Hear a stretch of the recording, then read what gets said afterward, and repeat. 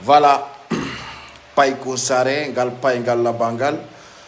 nantungalinde pay ngal nanda ede payle kami woni do lan wodditi Dakar moƴƴano connexion on kadi ettatano duirano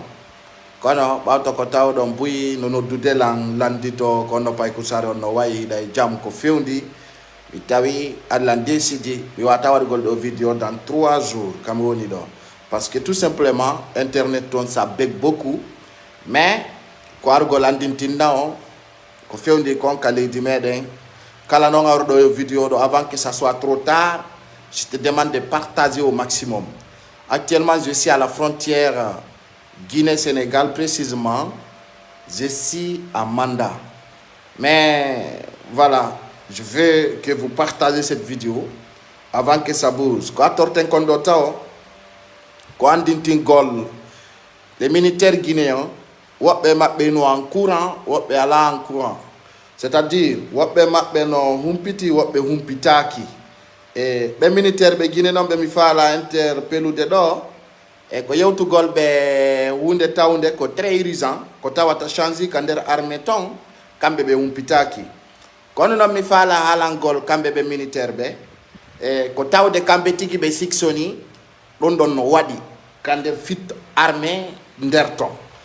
e atonon e mutagol mi toroto kala hawrdo yo vidéo do ko yo sendo tumo yo partage mo fit njano wadi nderton ko tawata militaire be ben kambe tigi e be humpitaki fi mudum kono kam mi woni do ko mami humpiton parce que si mi woni mi wada li vidéo jama buy no daylan inna pay kunsare kono way ida jam ko fewndi e ara no mi langandi mi de jam kono ara buy wa wata humpitagol voilà. Donc, ce que je vais vous dire, chers Guinéens, chers compatriotes, l'ander de l'ango qui puisse aider. Voilà. On dit, je suis dans un travail très fort. Et comme il y a des armées guinéennes, il y a des armées maliennes déjà qui ont infiltré. Ko tawata Guinéen beben andali fidum. On andi kadi tang Alpha Condé, ko ni halirana don, awa Alpha Condé jetti Burkina bébé infiltré ka garde présidentielle be makko mais wadno dum alerte on wawa no faamude on say dum bawto ko faamu don tay woni trop tard awa fewndo do ni Mamadi Doumbouya o wadi detti jandudo o yobi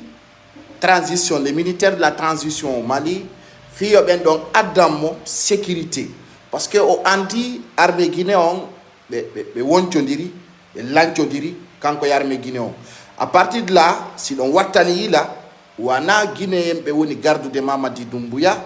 c'est des Maliens. Donc, info non ko info clair ko labu do poste dilla kanko tigi Mamadi Doumbouya mo andi ko mo ko ngalangol.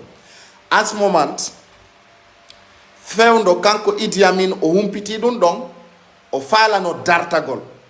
Mamadi Doumbouya tajimo sali onata kande bureau makko. Wombe ben kander palais ton fo no andi ko feƴƴi ɗon kon donc fewndo ɗo ni e nder Mali Mamadi Doumbouya nadi des unités armée malien ko gardamo ka présidence woɓɓe yimi ko 400 personnes woɓɓe wi ko 500 personnes que c'est dans ce sens il a engagé un dette parce que à chaque moment himo haɓɓiti mo faminde ko Mali o woni défendude ko ɓen malien ɓe o addi yo gardumo ko ɓen o woni weltingol fe kam maɓɓe haray noon ɗum ɗon koyo Guinéen ɓen andu à partir de là wana Guinéen ɓe woni gardude Mamadi Doumbouya de ndareɓe tun noɓe wayi noon e noɓe ɓawliri noon à partir de maintenant wonnoɓe ɓen avant ka force spéciale on yiyayno toon sosoɓe yiyon forestier ɓe yiyon toon maninkaɓe yiyon toon landumaɓe kono fewndo ɗo ko ɓaleji kis malien ji woni mo gardude ko min noon jonni en fo on kanko Mamadi Doumbouya o wawata démenti sude e musidɓe joɗiɓe ka leyɗe janane wawɓe wa pay kunsare hande no haɓɓiti coûte à coûte commencé ludalen hotala Guinée usiddaji wonɓe landarude ɓen wonɓe innugol commencé loota pourquoi kamɓe ɓe hotali ay ɓe hula hande guinéen jo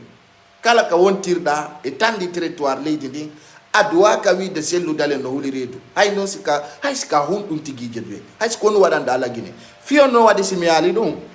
mais certaines personnes font des vidéos individuelles. Donc je vais dire comme ça, individuel. Et non no ide o commence lu dalen hota on auto justice la Guinée.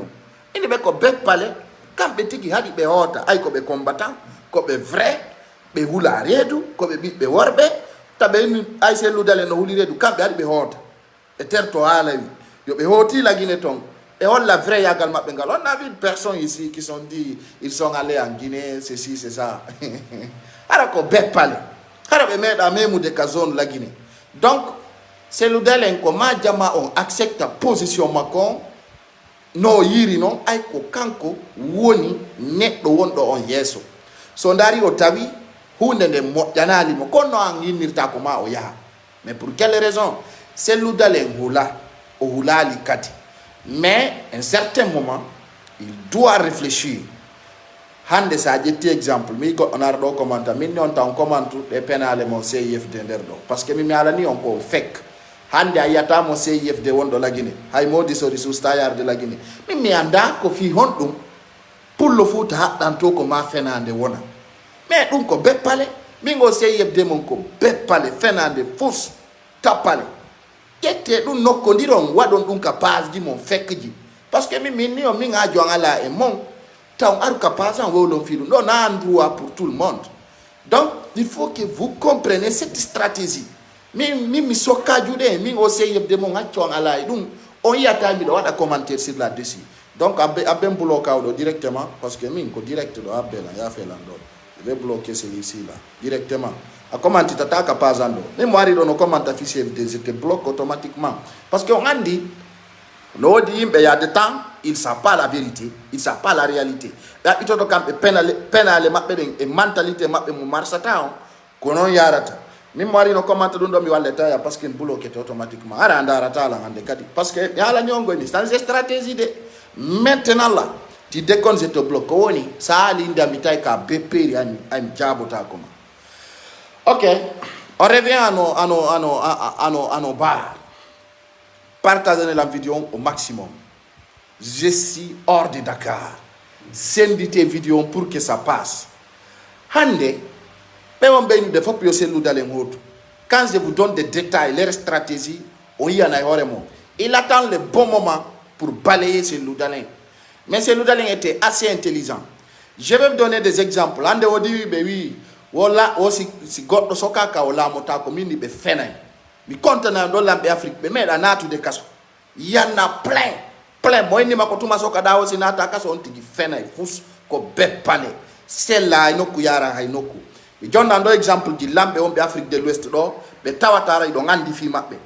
mi fuddora na omo Guinée Bissau do Umaru Sissoko Embalo il n'a jamais été en prison jamais plus jamais. Est-ce qu'Ando Umaru Sissoko Embalo no soka e kaso? Mais jamais, il n'est pas été en prison. Mais il était menacé de façon flagrante. Il avait tout fait. Mais Umaru Sissoko Embalo yaltu no flagrant. O hala ni lekiding. O wi min Umaru. Mi do andi. Ko leñol angol woni fala kami lamo. Yimbe janambe ben no wonani lan. Uri leñol angol ender Guinée Bissau. Umaru Sissoko Embalo avait dit. Il y avait ses vidéos. Il y avait toutes ses preuves. Mais hande. C'est l'oudalen ko pour le futa bego full be futa bego woni rewde Corée payande fita olamo mais de ngandi be on vous connaît et on se connaît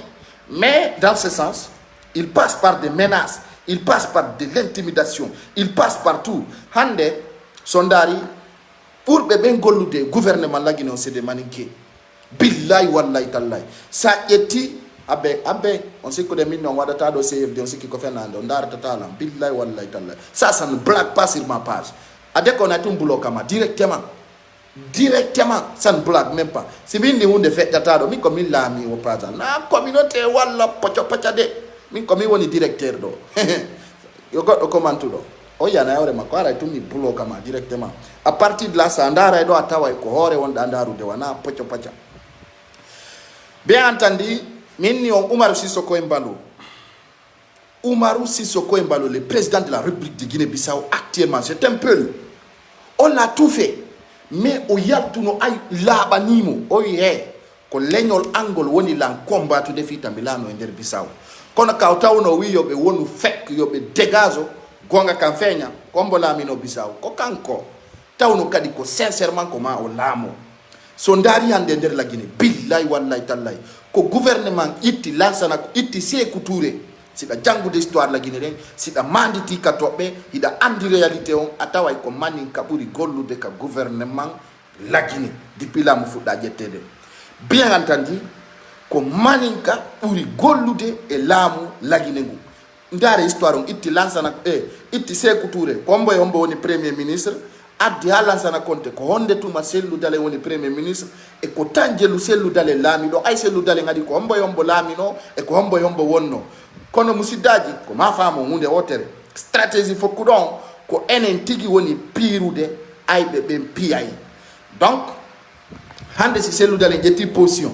hay goto duwaka yaltude o nder on game parce que on ɓuura andude Cellou Dalein ko moƴƴanimo ko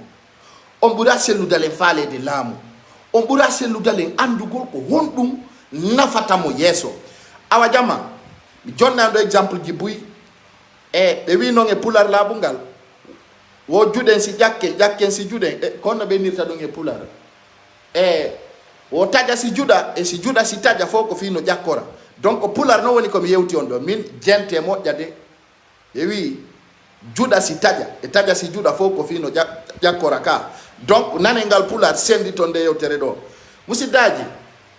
hande mi jonna on ɗo opposant principal Mali on mi jonna on opposant principal Uganda on mi jonna on opposant principal ɓe buyno ɓe lannira hande mo wennima ɓe warata Cellou Dalein ko fenade nani ta goto naadu ɗum e hoorema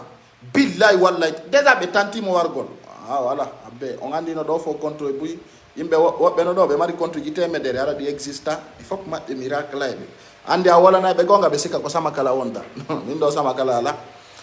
dans ce sens komin go woni on bloqueude ɗum kadi mi andintinna on nade internet ono wonɓe windude ɗo CFD komin woni on bloquegol par ce que min on affaire mon on intéressa lan vous me plaît pas on welata lan zar mo on quoi min noon sa welata lan mi jokkatama sa ari nder gaale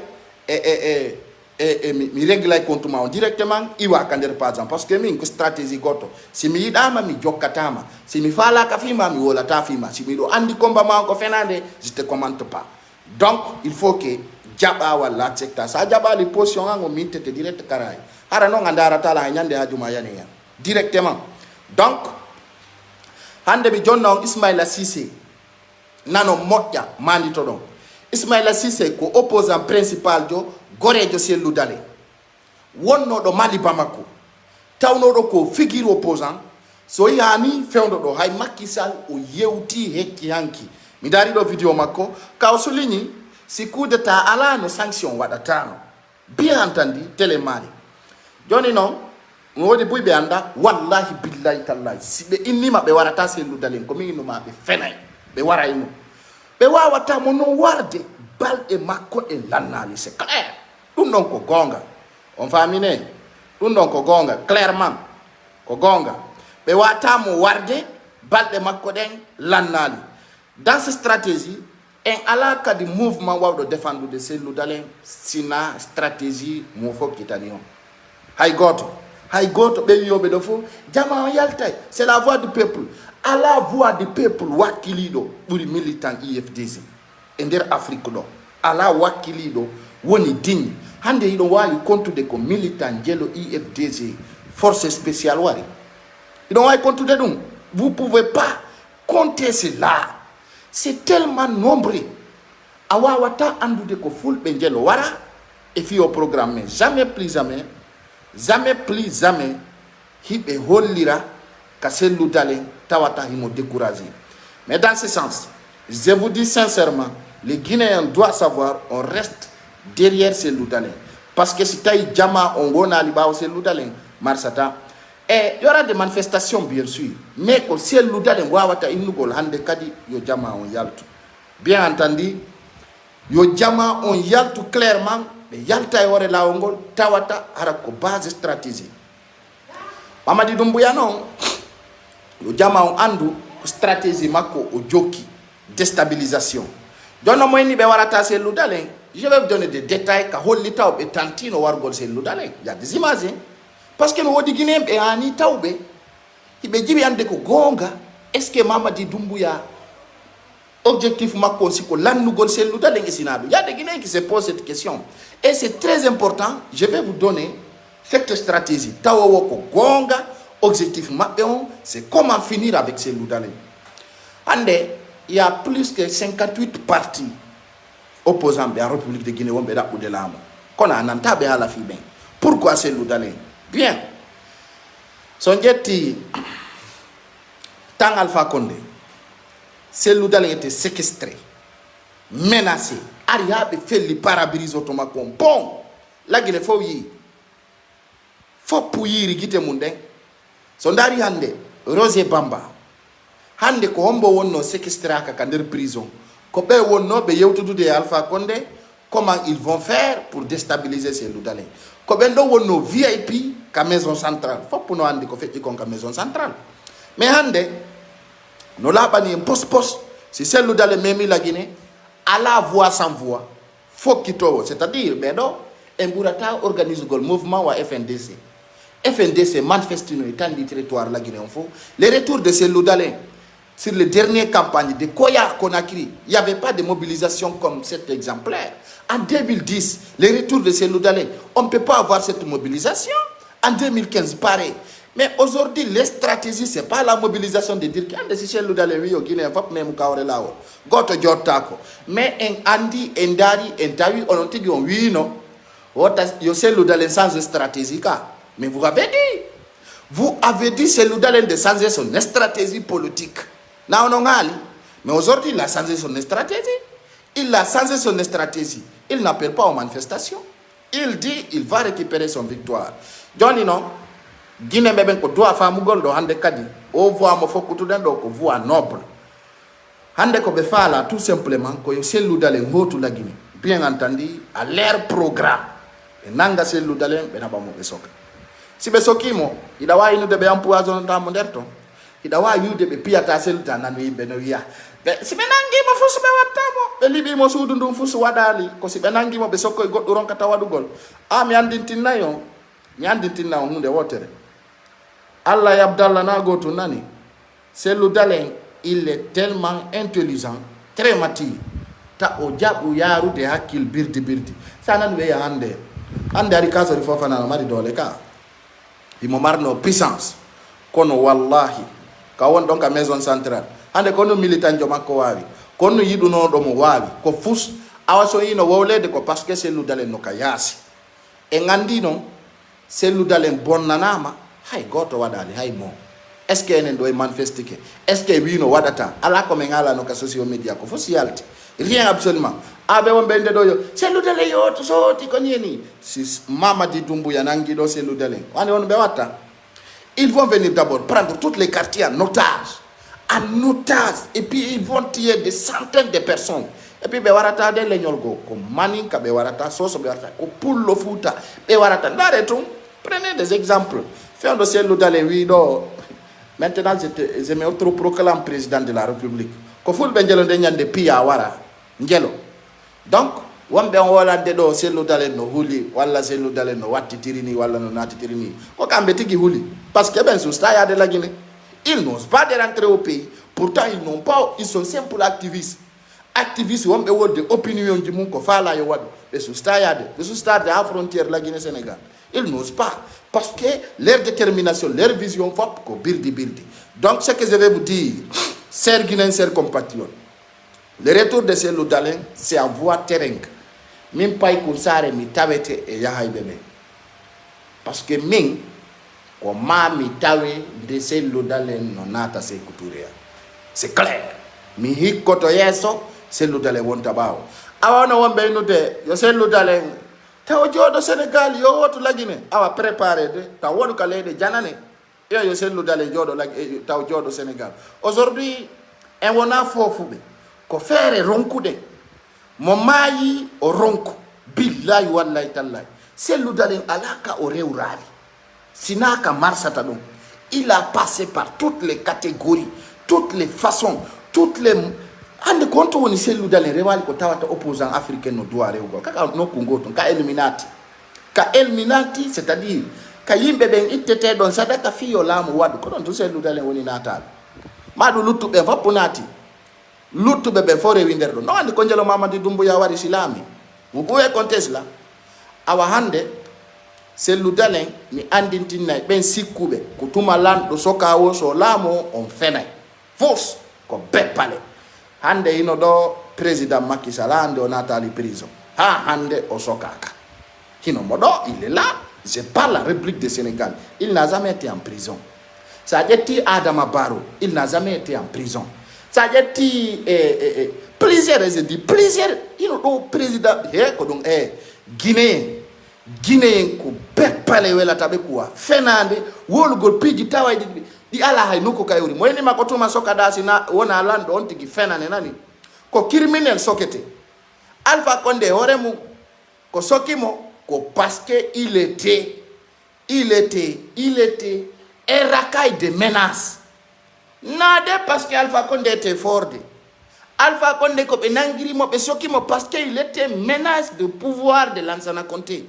et aujourd'hui les CNRD leur menace c'est Selludale nini si Selludale même la Guinée quand objectif mabbe c'est comment les prendre les foutre en prison moi ni madu wata wadde inu mo pay ko sari o fenay kere men nanu be liba suudu makondo be liba non de pitu non duka goddo nyejjuno c'est commencé à dire voilà Selludale il doit changer il doit oser qu'est-ce que Selludale peut faire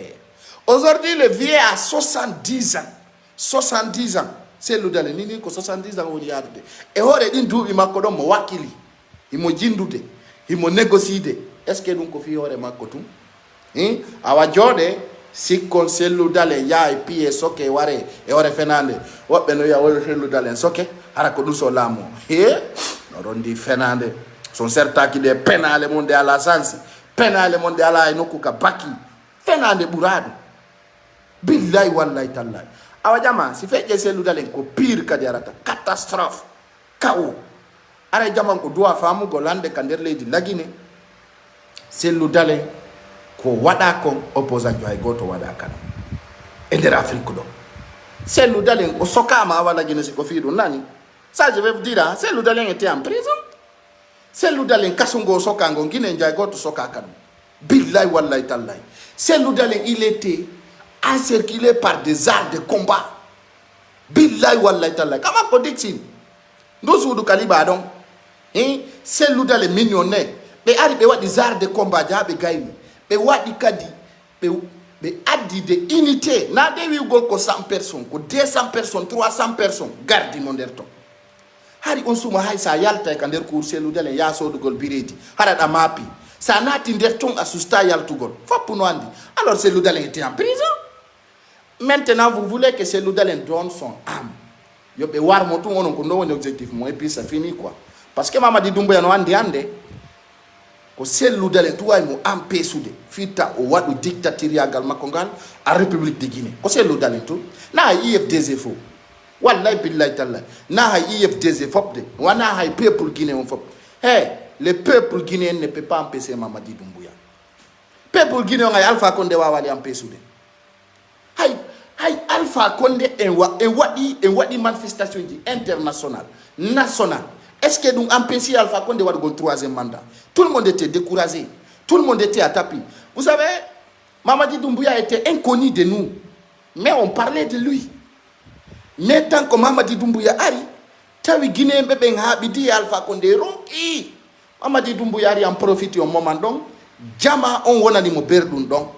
kataw den système makko stratégie makko wanano yari on a balayé mais hande yon andu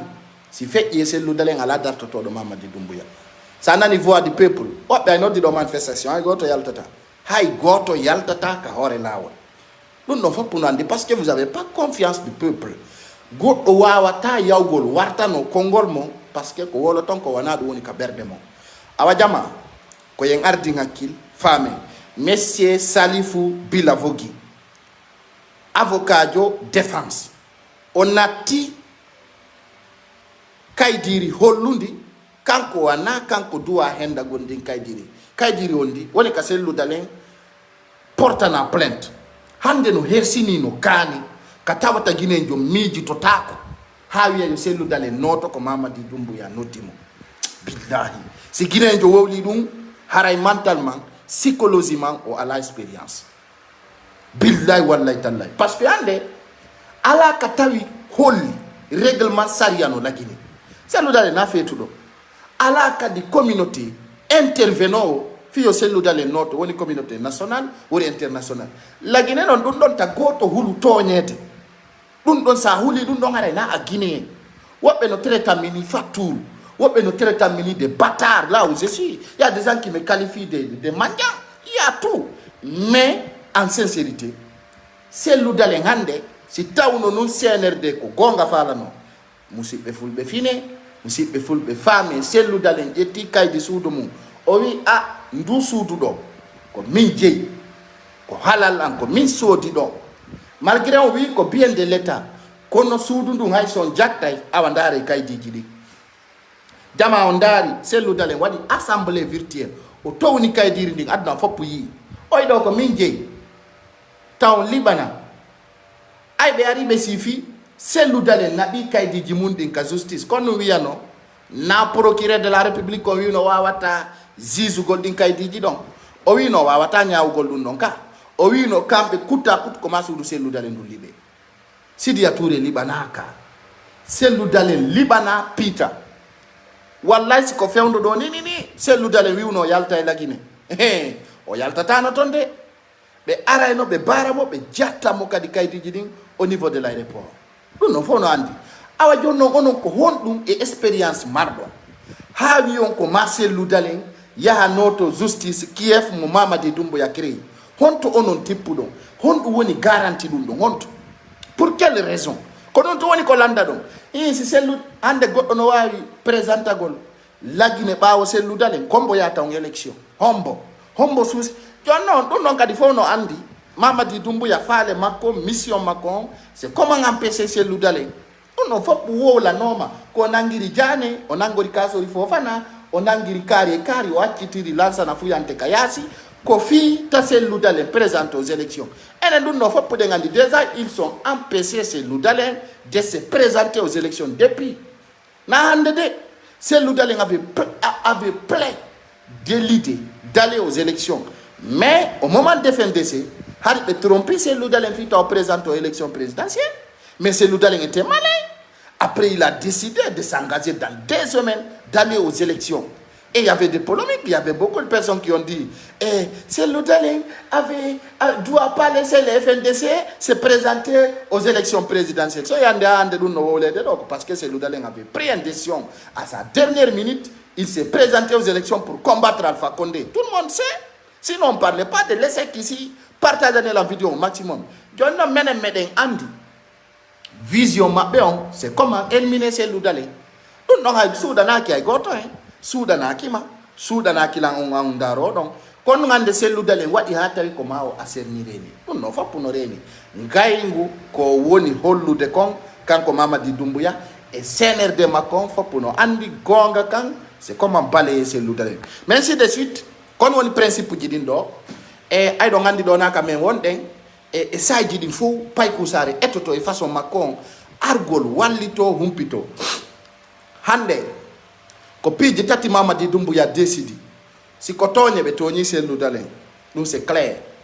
ɓe wawata noon addude goɗɗo laamotoɗo kadi IFDG ɗum ɗon marsata peuple on e militant sympathisant on wawata guerde Ousmani Gawal noon no ɓawa ɗum par ce que Ousmani Gawal ko on ɗum waddimo principement par ce que kanko sikkuno ko kanko jeeyi IFDG Ousmani Gawal avait mis dans sa tête ko kanko dirisata IFDG après Cellou Dalein il avait ça dans sa tête il avait ça dans sa vision parce que mi alana on ɗo Ousmani Gawal et Souley Thiangel et plusieurs personnes qui se trouvent à Dakar ils ont créé des mouvements mettre un fédéral ici pour déstabiliser les militants et sympathisants de l'IFDG à côté de Dakar. So Cellou Dalein est déplacé de Dakar et de la Guinée à Dakar, de Dakar à Gambie. Il y a des choses qu'on ne peut pas parler. Mais Ousmani Gawal, et qui sait que son ami qui se trouve ici, ils ont mis une stratégie sur place pour déstabiliser le bureau fédéral de l'IFDG à Dakar. Et plusieurs en Europe. Mais les gens ne parlent pas.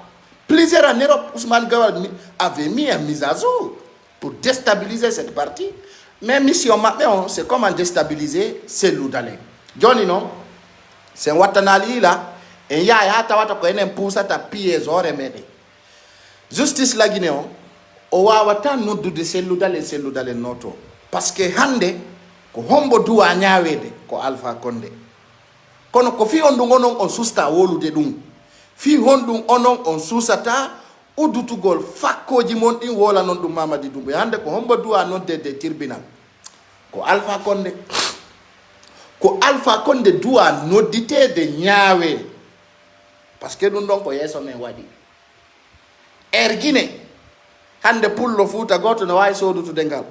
hay min kam jodi do la mari do granjo kadi inete do ha découvrir hay on min o sodutu Guinée o sodi tayga direct o sodi tangal o wallina da coggu maggal hara hay fus men hara hay ngiru ngañaki dum kadi wa fus si tay Mamadi Doumbouya ko avion je fala mo wawi lan noddude ay mo jogiti numéro an o ina pay ko sare wallu men heba hélicoptère wa ko min jindira c'est clair kono wanani leydi yarata wanani saria joddinirte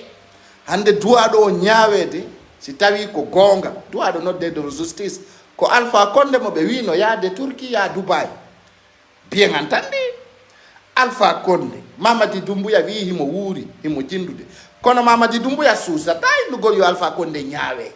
parce que mo andi si Alpha Condé ñaawama ko honto dartoyte parce que kanko Mamadi Doumbouya mandi o laaɓa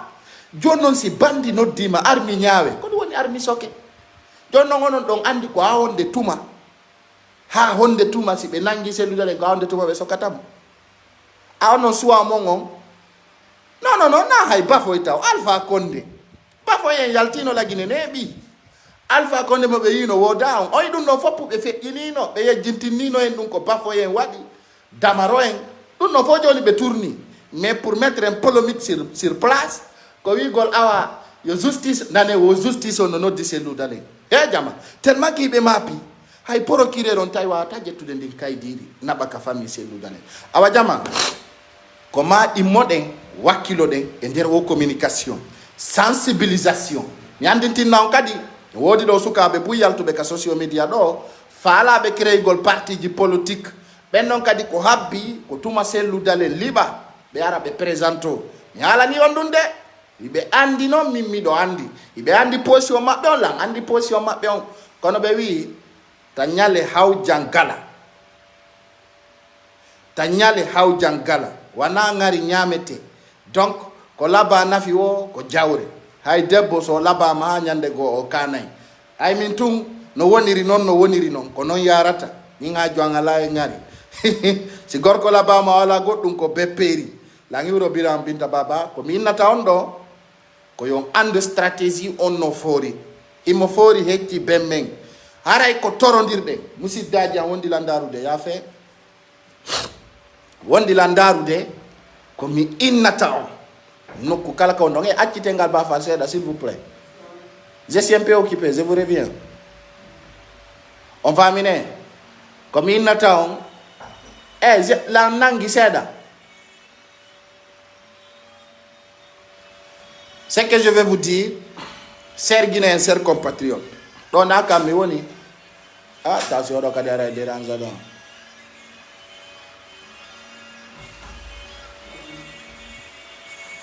je suis occupé là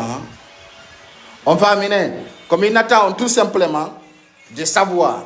no wodi sukaɓe buy nini la manda frontière Guinée Sénégal min mi hulago min si hajo an yani ɗo joni yawgo la Guinée mi yahay parce que min si mi nangama ɗo mi sokama ko ono ndara ɓe lamɓe sonjoto mais esprit an on no foori ɓuri ɗum min hande nini si ɓe landike yo ɓe nangam ɓe soka Cellou Dalein lutta Sénégal mi préfère yawgol ɓe sokammi Cellou Dalein lutta parce que min d'abord je suis jeune l'état de santé de Cellou Dalein m'inquiète beaucoup donc l'expérience de Cellou Dalein je sais que mi falaka yo Cellou Dalein waw wa jalloteɗi kadi mi yelota koyo sukaɓe ware par ce que waraɓe fof hande ɓe wawata watta fos nini miɗo manda ɗo si ha jon kadi yaniɗo Conakry mi yahay tawata kadi goto susta ñeƴƴude min goy ko an kon naya ara billahi wallahi tallahi ɗum mi townay jungo min ay Mamadi Doumbouya jooɗi ka pale o miijanilan ko boni sino nyalla sakko wala ta juldo julam fure billahi wallahi tallahi dum do nuyo laba Guinée jo pos mi sudorade hakkundangi alla nyande kala mo CNRD hara amiji tum ndaru gollangite dum non na individuellement hay si tawi na mo CNRD walla si esa min kala mi jani do lanko mi janaki mo de jangono dare atawa mi tiriwa bulla dum mi sudora fala do kadi yo testu nata e programme jandi ndara min goy na indugol mi nani kari no wiya walla kari no wada min ko a wada e tun dum no way wa crédit bonus ko wada don yiya don min ko tappa o tako anko mi wula hay woturu mi duwa kam mi wula tay woturu ko Guinée nguli don wallahi sino sati mantum awajama no wodi sukabe buy habbibe yo sellude len yanu tanno ba Mamadou yaniri wobbe go ari créer parti di politique awajama ko ma wonen en nokku tawdo ko ma wakilano den ma comporto den e on façon comportement min hande miɗo mari kami wala miɗo mari kami wona miɗo mari kami nyama kono mi tawi ko ma mi yalta mi yida e Guinée be buy mi anda façon ji buy awa jama selludalen ko ma Guinée be ben anda hande kadi ko kanko gagni élection présidentielle arbitre de Guinée kono si tawi ko ni yarata ko ni fokkitiri ko moƴƴani selludalen ko yo jodo Sénégal do o wada tournée ji makko din e affaire ji makko international din o ya jonno ndare do hakkunde mon e Allah on nanal ben Alpha Condé nyaawete ka hanto nan don wayru don kan hala nyande ka wowla est-ce que Alpha Condé nabano ka justice walla dossier makko yaltinano kono don andi fewndo do ni si selludale yahi lagine hibe wawi mo julorde ono anda dum billahi si CNRD hendi ke selludale be juloray mo mbudi o andi honno be julortamo parce que ko dum wonno mi faala ka wolude pullo fuuta ko ene woni commerçant be maninka be. Je vais vous donner l'exemple aujourd'hui mi dano halude dum kono ay tun on puusi lanko mami hala ande si selludale no lagine pullo fuuta na yalti ka ore lawol manifestagol sa nabama centre mété sa nabama ka police cité sa nabama maison centrale a yalti royta do moins de 500 000 francs guinéens jonno jette si be jetti 50 personnes be nabi maison centrale mo kala 500 000 dum ko jeluno on andi be ko yore selludale wonno wurude eta on ko non wuririno de parce que be nangata soso de enan hande o manifestation no wadi be nangi sosojo bolbine ka wiyete do honno ley o kan Alpha Yaya da honno be sa fe ima dabon non do sa fe di honno be yata yimbaya côté camp militaire jama o manifesti ay ko soso be nanguno goddo be rabi maison centrale fi électricité o kono si ko hamdallah walla bambeto ko piko puje de yiyata de ko de ameda yidi den non de aratade fi si be arali be wari wo be nokka hangal hewa be naba ka komisaria kono ko hombo be wadirta dum ko si selludale no lagine hande exemple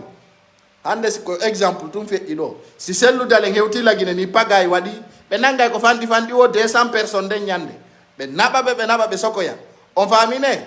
wallahi be nangamo be naba be sokoya be nano do sa yalta yo bay 500 000 ayo bay kara ko fandi wo do 1 million à 2 millions maximum prix fandu donc 500 000 no ayo bay disi yalta ko gonga ka ko fenani on andi ko yore membe wuri e ngandi ko yore membe wonika si dum do gasi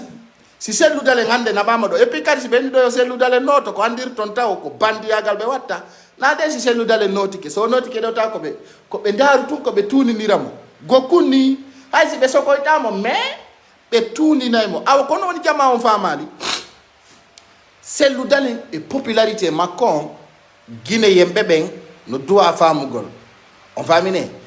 Guinée be no doa famugol ko selludale tun hande wawi déstabilisugol CNRD hande taw sino wole de voix du peuple reconnu sali unité mabbe on en République de Guinée. Il n'y a pas une voix du peuple, il y a une voix d'une communauté qui souffre depuis des années. C'est pas une voix d'un peuple. C'est pas une voix d'un peuple. Hande sino wole de voix d'un peuple dum wana hala non. Hande mi jonna on do exemple FNDC be inete be FNDC do kono woni be wolani. On veut voir le nombre de membres de CNRD. Yalti, FNDC n'est pas menace. FNDC be hulbinaki ka République de Guinée. Kono hande si sellu dale wi jango mi do fala andu de membre be ben ka FNDC e kan ka CNRD. Jama ala tele mo wola tafidu. Ala radio e bulo gerjo mo wola tafidu. Awa jama woko ataka ngacirte kofi ko milieu de terrain ngacirte kofi ataka yo marko. Awa mi andintinna yo hidon torompi moƴƴa parce que ɓe wonɓe ndugol yo selludale noto onon tigi taw note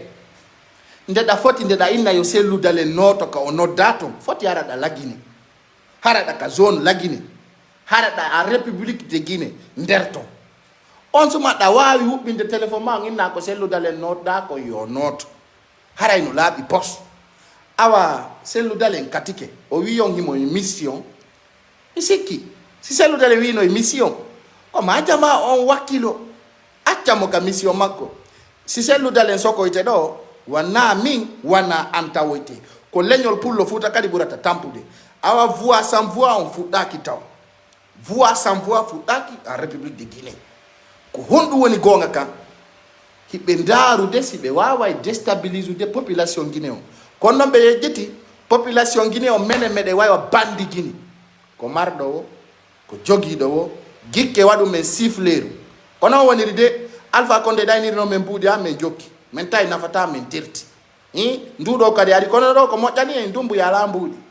non no moƴƴa par ce qu'il n'a pas d'argent ko ɗum noon toni objectif o haɗi o falama trompe de commerçant ɓe ɓus commerçant o yeeha tawi nafata buyande retirike hande commerçant je wadaje ɗen foppo pottitike dumbuya hande miijo makko ngon ko si selludalen tippi lagine haray o heɓi ka o waɗira business makko o yoɓa force spéciale makko e armée malien ko addi ɗon ko yo gardumo jon noon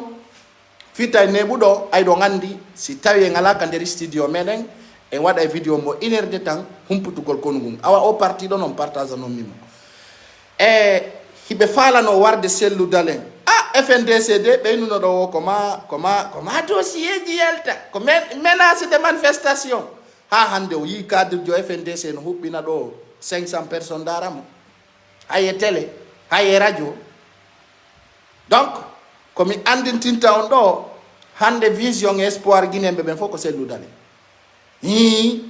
on ɗon noon goto wawata wigol ko ni walla ko ni awa mo innima noon ɓe warata selludalen awa jento nana mi yewta on ɗo yen waynodir naniron faamu ko fi on ɗum dontonori accirte e oɗo ko fi Sissoco on hewti ko yondi ɗo juka awa musiddaji am selludalen ko Allah dandimo e o sayi ɗo o yiɓe wonnoɓe wolde fof contrat ta kamen ɓe deƴƴino ka bourse maɓɓe fermi sekkoji maɓɓe ɗin par ce que ɓe andi ko ɓe wonno ko wolde c'est à leurs intérêts ɗo noon ko pullo Fouta doit famude feƴƴata e selludalen no feƴƴiri noon e Ba Mamadou awa si tawi Mamadi Doumbouya sikki o wawa e empêchude selludalen ko an sikkuɗo ɗum on trompi par ce que ɓuyno wolde ɗo e message ji CNRD Mamadi Doumbouya ala ɗen doole empêchugol selludalen jon noon innoɓe ɓen selludalen dogi awa acce ɗon heɗo ɗon mi sikki ko on kuroyanka Allah ka iɗon hooli Allah ko goto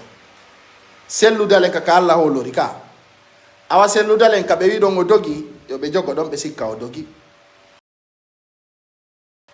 so ndaari ka ɓe faalano attaquude prophète Mohammed sallallahu alayhi wa sallam ay ɓe tawi puissance maɓɓe on no ɓurdi ɓeya faamin no dogi ɓe ari ɓe contourtourni montagne on ɓe ari ɓe attaque ɓe ka awa jama ɓe ni reculer pour moyen sauter c'est pas être bête c'est de renforcer la sécurité awa fewndo ɗo Mamadi Doumbouya no sikkude ala ittayɗo mo awa kono président selludalen neɓiri ka jananiri wo Mamadi Doumbouya mapori par ce que hande fi mapina Mamadi Doumbouya ko mapini Mamadi Doumbouya tout simplement o selludalen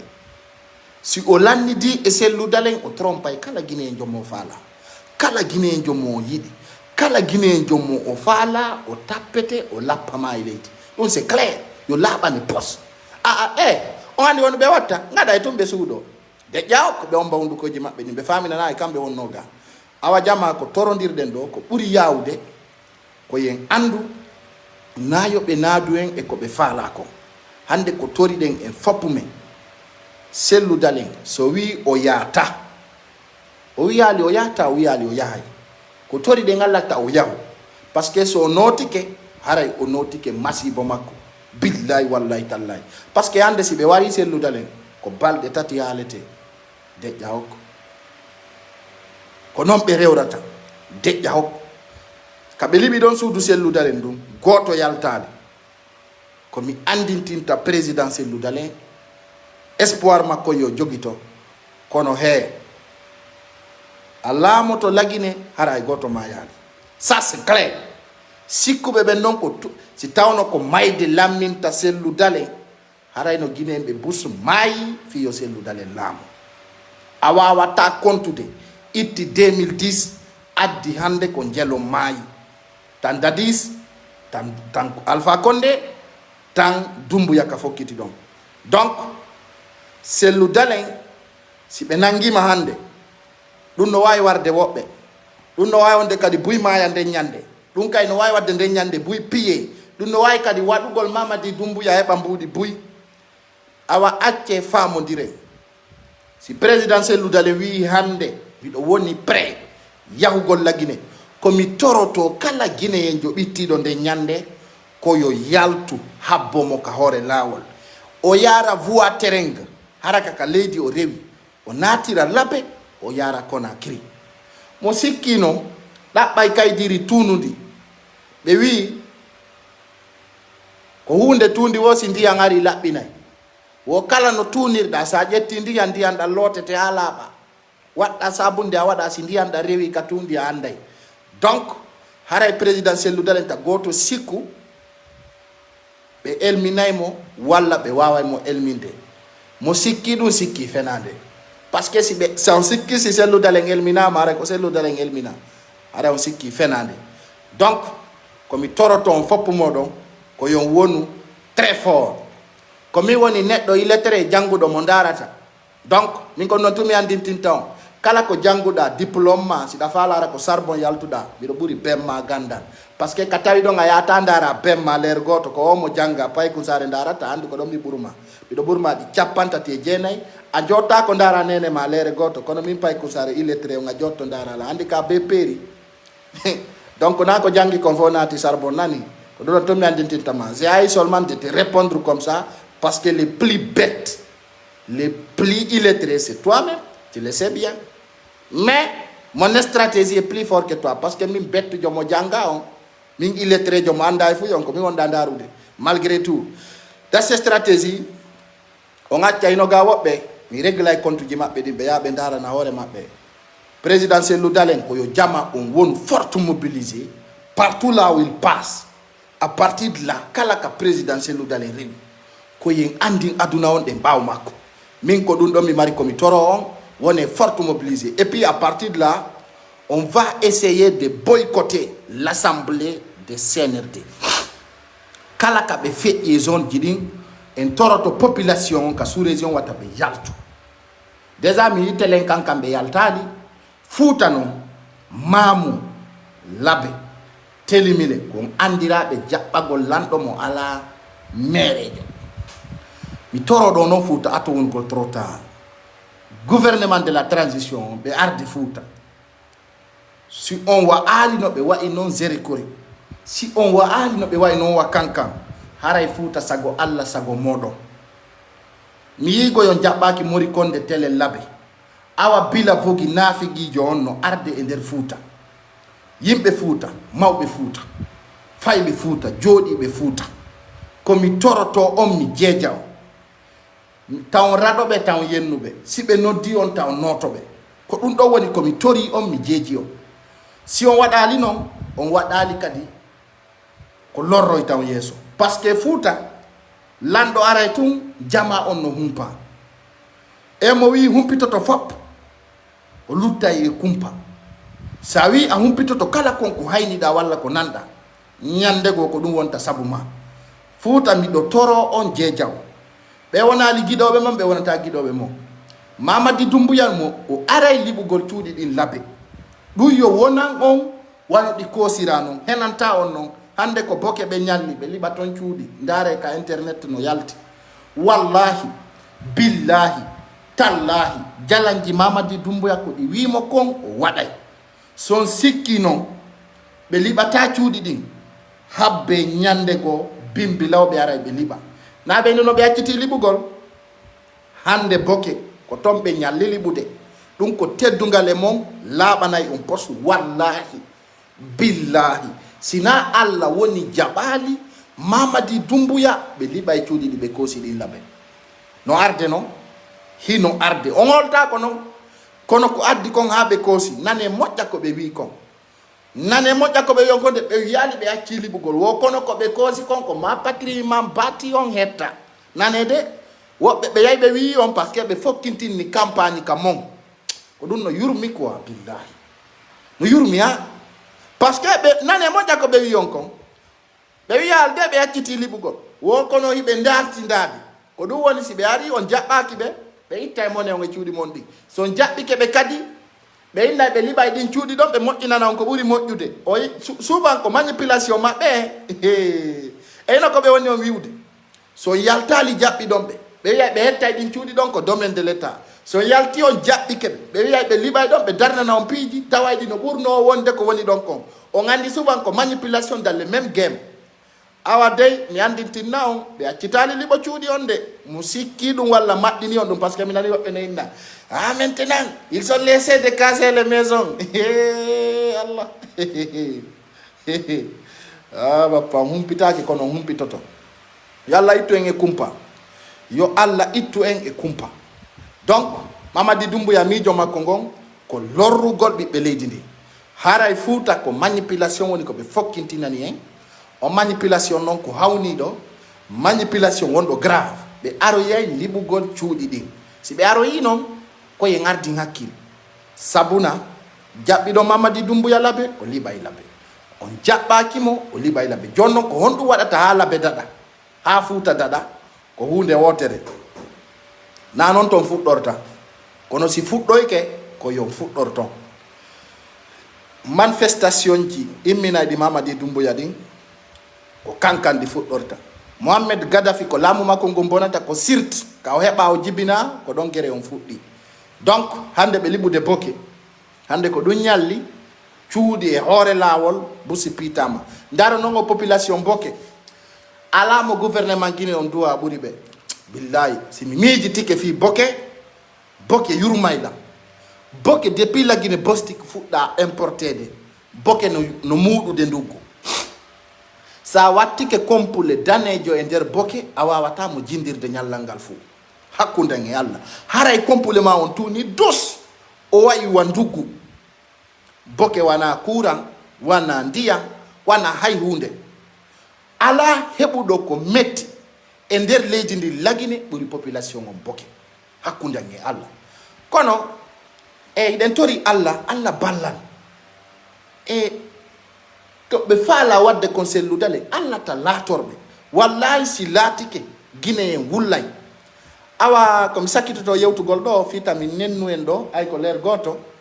e mi tarduno moƴƴa janngo wano ɗo kadi en yittida inchallahu lanɗo on jaɓi si tawi no wura sella mi andintinna on sikkuɓe ɓen si ɓe nangi selludal en ɓe waratamo ɓen sikki fenande mo liɓima suudu nadatama e nder palais mo liɓima suudu on jonnatama laamu en habbota ko handi taggendi ɓaare maninkajo no ƴetti laamu jonni pullo fuuta ɗum ko abadalladdi en sikkuno Mamadi Doumbouya ay en wonanimo en kellanimo o ƴetta e laamu ngun o jonna selludalen en andi ɗum wonta ko welduɗen e maɓɓe wo ɓe ƴettata laamu ɓe jonna enen kadi noon ɗen duwa ardinde hakkil fewdo ɗo ni noon ko selludalen woni ko suta ko hande ni si ɓe heeɓi fino ɓe warilam mi pay kum sare ay mi wola e pula fulɓe ɓen humpito ɓe waraylam o yi Korboya ka ɓe sokoyimo Ousmane Ñeeloy hande mo ka kaso par ce que ko pullo hande sa ndaari Sekkara Fam mo ka yaasi sa ndaari Wulada himo ka yaasi sa ndaari plusieurs personnes ɓe fof no ka yaasi hande Fatou Ñeeloy no feetira Amérique to imo wala ton ko to katare nyalan no ayi awa jama ande ko on to fewnda ko fi pullo futa be woni monay mum fi pullo futa be monani donc be ida yidu de pullo no yara yeso acci debe be fulbe wombe ka gouvernement de la transition précisément Ousmane Gawal yo no lannirta non haray ko jama on famu vision mabbe on c'est comment terminer ces ludale hande wallahi billahi tallahi si maninkajo ari woni président de l'IFDG on nanata problème deƴƴa hokko élection yaye tranquille on maninkajo laamo janwalo tallo ko ɗum woni vision maɓɓe on ko ɗum woni mentalité maɓɓe on ko ɗum woni stratégie maɓɓe on joni noon so jetti hande no fokkitiri ni mi andintinna o hunde wotere musiddaji on landarude ko ay sosoɓɓe hande kadi ɓe ala ɓattade laamu ngu kamɓe tigi koye ɓe andi ɗo sina pullo ɓatti hay ka gouvernement a yiyata sosojo ndaare hande Bala Samura hande ndum koni yakaru ngu kankan Bala Samura joni o susta battodirde e Dumbuya joni si tawi Bala Samura ko ma o yaltita ko yo noddu médiaji ɗin o famina mo moƴƴara mo boni ɗum fof mi haalanno Bala Samura